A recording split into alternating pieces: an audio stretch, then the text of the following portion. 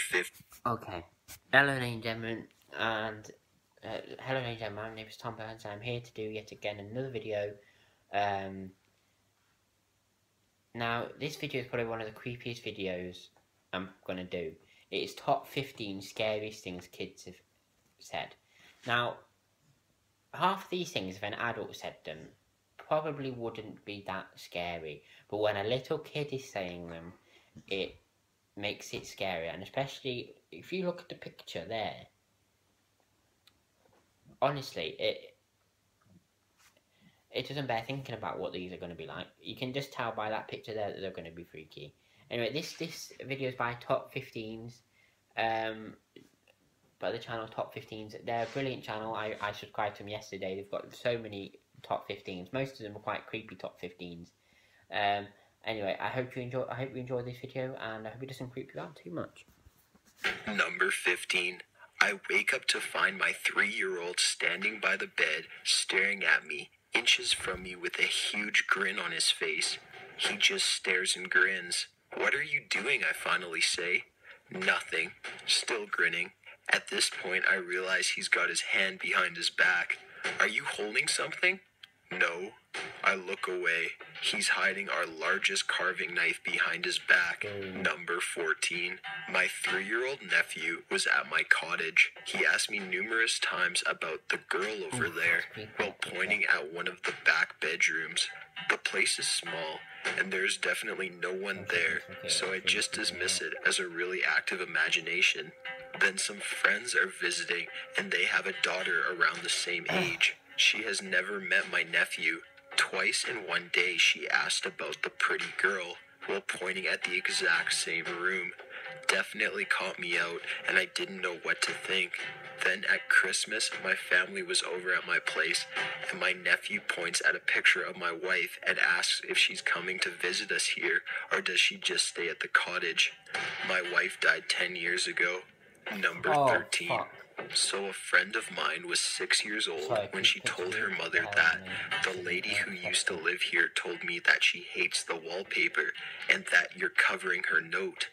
My friend's mom just thought it was make-believe rambling and forgot about it. Well, 12 years later, when the mom is redecorating and taking down the wallpaper in the attic, she finds a suicide note scratched into the wall.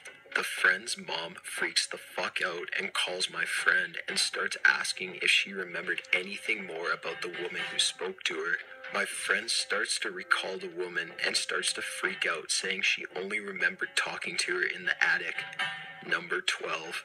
A friend of mine and her husband bought what is considered an old house around here, Western Canada. Not many houses over 100 years old. They were renovating the basement one day while I was visiting. I was down there alone with their son, who's barely 2 at the time, and could not speak in full sentences. He took my hand and led me over to a brick chimney-like thing with a rusty metal door on it. He looked up and said, "That's where dead babies go." I was horrified, firstly because, like I said, the kid could barely talk, let alone say something like that. I doubt he even knew what dead meant. I'm positive that no one would have told him that, and there were no older kids around that would have said that as a joke. Still creeps me out to this day. Number 11. My brother grew up being terrified of water. I'm 4 years older than him, and during the nightly battle for bath time when he was about 3 or 4, I asked him why he's so scared of water. Being a water baby, as my mom put it, I just don't understand. He looked at me, and I remembered this word for word. I was on a big unsinkable ship. We hit the biggest iceberg, and then it was really busy, and then I got really cold and wet. I went to a warm, bright place and waited until my next family came. My mom heard it and decided bath time was over. The creepy thing is that my brother was born on April 15th, 1992. The Titanic sunk April 15th, 1912. Number 10. When I was about 4, I would remember talking to Mr. Peterson whenever I was at my grandmother's house. He looked like a hobo from the Great Depression and had a guitar and sang the old-timey blues. He told me that he died when he fell off a train he was riding while drunk on moonshine. I stopped seeing him when I was about 6. Anyway, 6 months ago, I found my dad's old acoustic guitar and started playing, and my little cousin told me, "Mr. Peterson is proud of you," and then left. I don't know what to think. Number 9. While changing my daughter in front of the open closet door, she kept looking around me and laughing. I asked her what was so funny. She said, "The man," to which I replied, "What man?" She then pointed at the closet and said, "The man with the snake neck." I turned around and nothing was there. I'm afraid to look into the history of my house to see if anyone hung themselves in that closet. At least she wasn't scared. Number 8. My kid's Catholic school is over 100 years old. There's a basement under the gym that's used for storage. I was subbing once, and during recess, one of the kickballs goes down the stairs. A little girl was standing at the top of the stairs yelling, "Just throw it up to me." I went over and asked who she was talking to, and she replied, "That big man down the stairs." I went down, and nobody was there, and it was the only way in. I asked some of the other kids if they have seen the man before, and they said, "Yes, but sister told us not to talk to him." I asked them to describe sister, and they described a nun, and there haven't been nuns at the school in 40 years. Number 7. When my son was little, maybe 3, he used to do this weird crawl where he would slide his forehead along the floor. That was pretty creepy in itself. Then one night, he crawled across the hallway into my room like that and stood up a few inches from my face and made a weird meow sound. He got into bed with me and went to sleep. Another time, he was freaking out about a monster in the basement, so we went down and saw nothing, of course. As I turned out the light and headed upstairs, he said, "He's behind us now." I might have peed a little. Possibly the creepiest thing he did was one day I scolded him for misbehaving, so he hid his head under his blanket. I pretended I couldn't find him by saying, "Where is my little Carson?" He slowly lowered the blanket and with a dead evil stare said, "Carson is gone. I am Rick. I'm certain he's possessed." We never knew any Ricks as far as I can remember. Still don't. Never figured out where he picked up that name. Number 6. Okay, backstory time. When I was a kid, Mr. Rand used to come into my room 4 or 5 times a week. He'd talk to me and tell me stuff and how he was killed in World War II. See, Mr. Rand was a figment of my 4-year-old imagination. Anyway, one day I was 9 or so. Mr. Rand stopped showing up. Fast forward to about 3 years ago, and my son, who is 5 at the time, walks out of his room one night at about 11:30 and says there's a man in the room. Fast forward to about 3 years ago, and my son, who is about 5 at the time, walks out of his room one night at about 11:30 and says there's a man in his room. I flip out and run to his room to find nobody, to which he says, "Mr. Rand says you can't see him anymore, but he's okay." Number 5. I'm not a parent myself, but a friend of mine has a 4-year-old son who lives with his mother.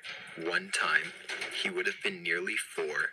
Another of the mother's housemates had a litter of puppies and was in the process of trying to find homes for them.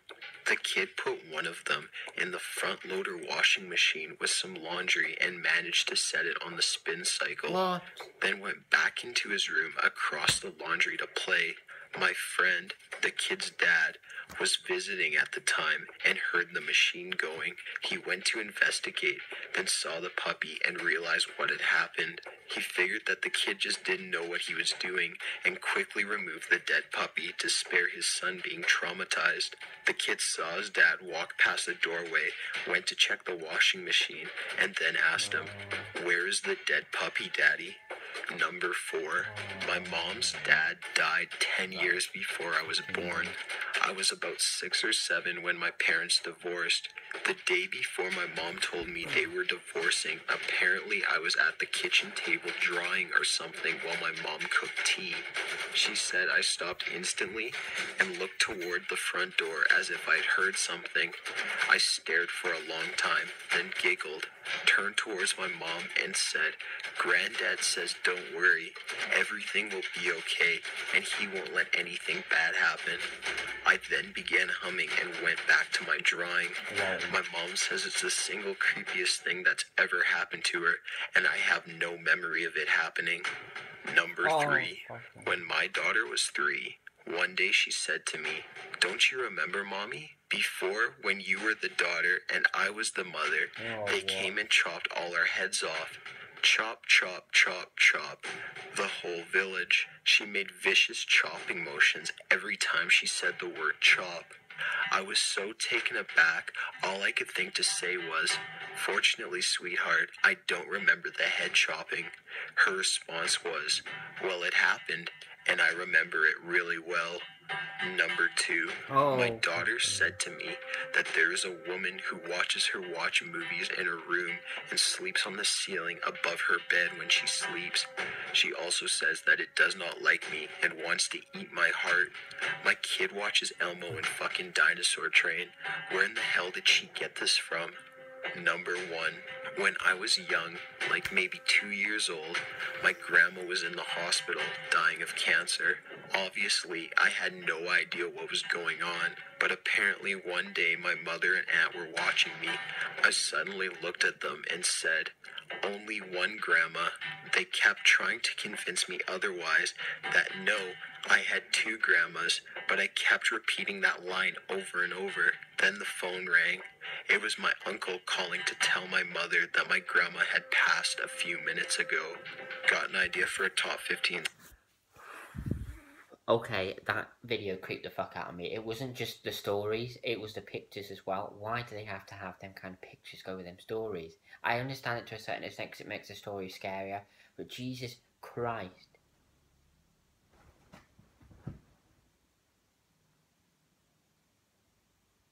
Honestly. Anyway, I hope you enjoyed this video, and I'm going to be taking a break now. I'll be doing some more videos later. Hope you enjoyed. Goodbye.